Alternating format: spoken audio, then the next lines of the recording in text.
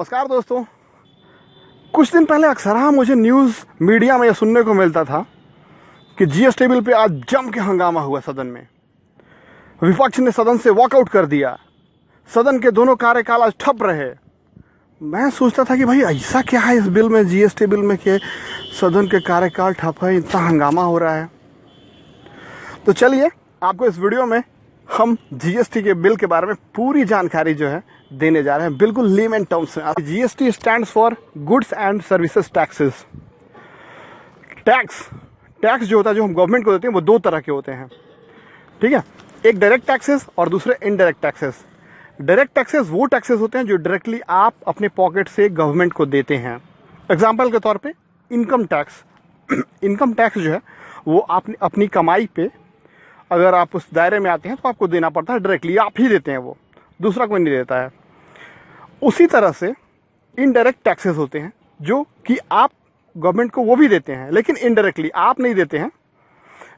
आप जब भी कोई सामान खरीदते हैं, नून, तेल, धनिया, साबुन, कुछ भी खरीदते हैं, तो उसमें आप रिटेलर को तो एमआरपी दे देते हैं, लेकिन रिटेलर या फिर होलसेलर या फिर जो भी उसके साथ डील करता है बिजनेस में, उनको कहीं ना कहीं गवर्नमेंट को ये टैक्स पे करना ही होता है।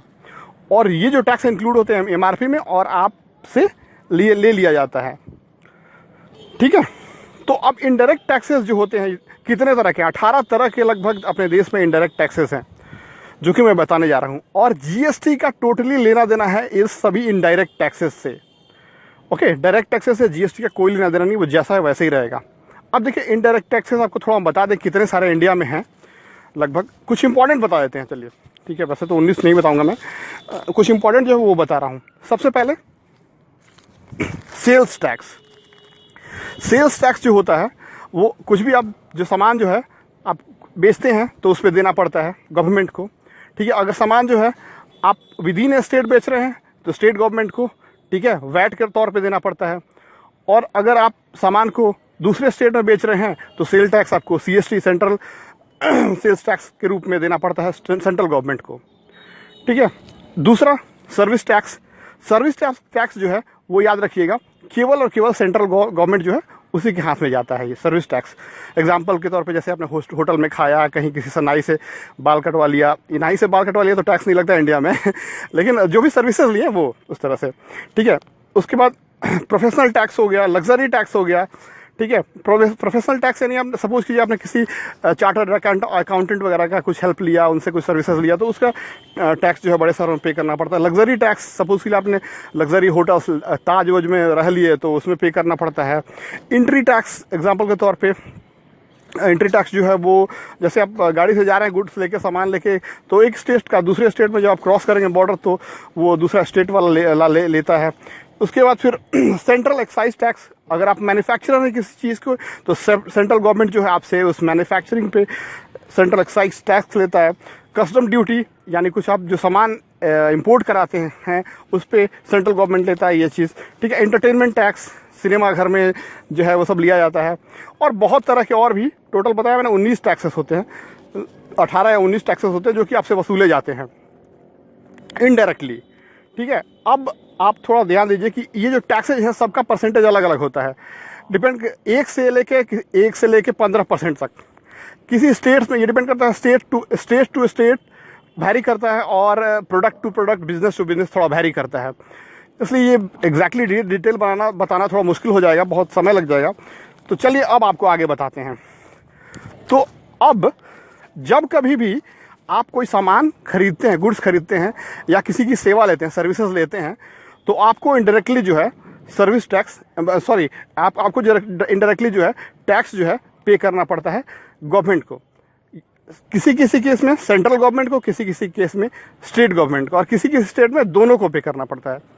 और अब दूसरा चीज सुन लीजिए कि किसी किसी वस्तु पे जब आप खरीदते हैं तो हो सकता है कि एक टैक्स लगे, कोई एक टैक्स, जैसे जो जितने 19 टैक्सों में से एक टैक्स लगे, किसी किसी सब वस्तुओं पे एक से ज़्यादा टैक्स लग जाता है, 2, 3, 4, 5 भी लग जाता है।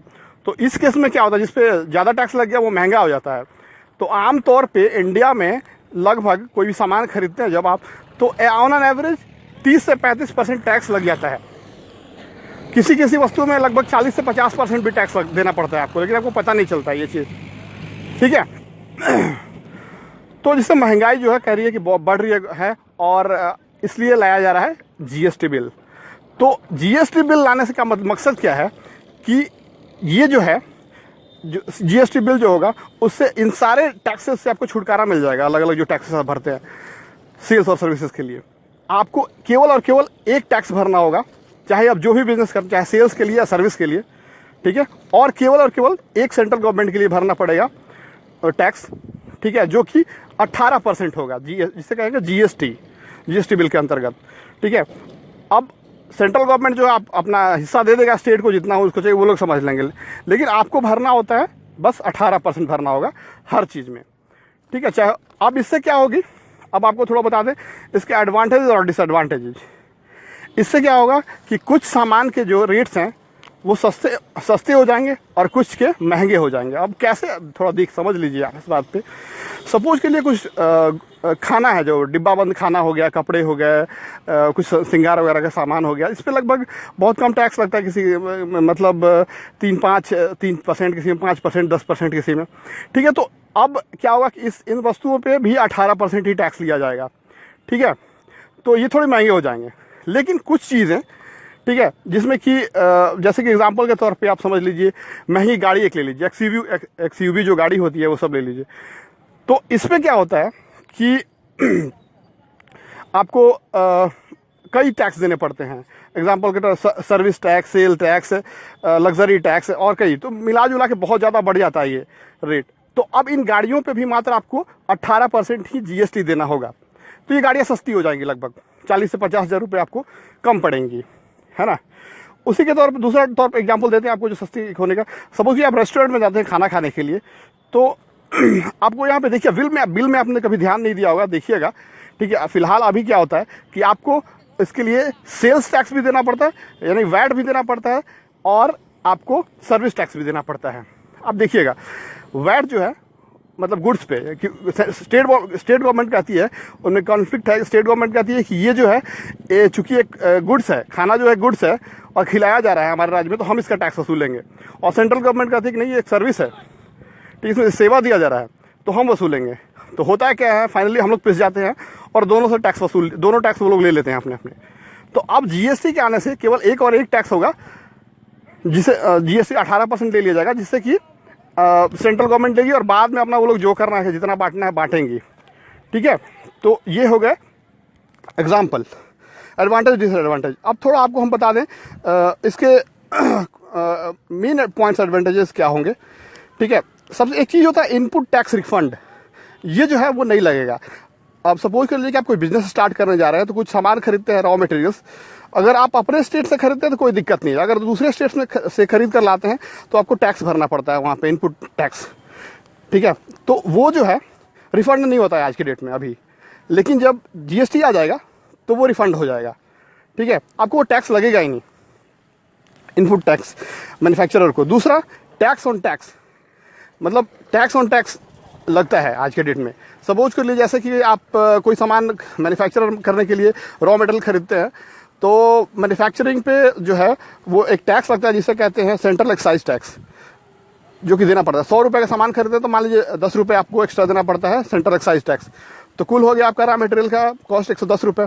अब क्या होगा कि अब उस पर सेल टैक्स, फाइनल प्रोडक्ट होने के बाद सेल टैक्स और कितने कितने तरह के टैक्स लगेंगे, तो वो जो होता है वो केवल रॉ मटेरियल पर नहीं लगता है, वो टैक्स को भी इंक्लूड कर लेता है उसमें। 110 रुपये पे वो टैक्स लगता है ना, मतलब आपका बेस प्राइस प्लस वो जो है उस पर टैक्स लगता है। तो ये जो चीज़ होगा, मतलब टैक्स का टैक्स जो है वो अब नहीं लगेगा जीएसटी आने से। तीसरी चीज़ कि डबल टैक्सेशन, जो कि कुछ सर्विसेज के नाम पे कुछ सेल्स के नाम पे लिया था, वो नहीं होगा, एक ही लगेगा।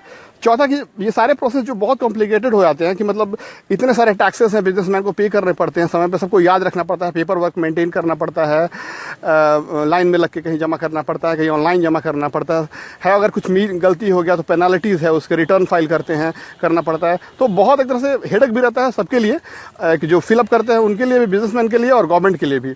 तो इनके लिए बहुत टाइम सेविंग हो जाएगा जब ये जीएसटी आ जाएगा। तो फटाफट बस एक ऑनलाइन पोर्टल बनाया जा रहा है जिस पे कि आपको एक अपना जीएसटी नंबर मिल जाएगा, यूनिक नंबर मिल जाएगा। आप उससे लॉगिन करके और गवर्नमेंट भी उससे लॉगिन करके आपका डिटेल्स देख सकती है। आपको कितना पे करना है, क्या करना है, सब कुछ ऑनलाइन हो जाएगा, वैसा बन रहा है। और उम्मीद है कि ये सब कुछ ठीक ठाक रहेगा। तो नेक्स्ट ईयर अप्रैल 2017 से लागू कर दिया जाएगा। तो हम ये उम्मीद करें कि आप जीएसटी के बारे में बिल्कुल सब कुछ क्लियर समझ गए। अगर स्टिल आप नहीं समझे कुछ या कुछ कन्फ्यूज़न है दोस्त, तो प्लीज़ कमेंट बॉक्स खुला रखा यूट्यूब ने नीचे, आप इसमें कमेंट में लिखिए आपके सवाल, बंदा आपके खिदमत में हाजिर है। Thanks for watching, bye.